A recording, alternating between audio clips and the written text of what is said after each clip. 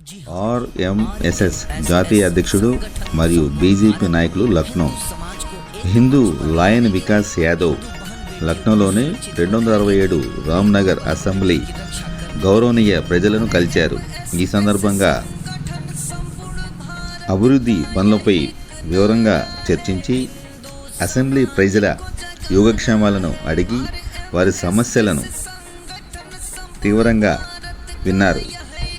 Ramnagar assembly ప్రజల సేవ చేయడానికి నేను ఎల్లప్పుడూ సిద్ధంగా ఉంటానని మరియు సాధ్యమైన అన్ని సహాయాలను అందిస్తానని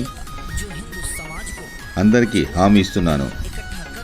ప్రజా సంబంధాల కార్యక్రమంలో ప్రత్యేకంగా హాజరైన వారు ఉత్తరప్రదేశ్ రాష్ట్ర అధ్యక్షుడు శ్రీ జితేంద్ర కుమార్ చౌదరి,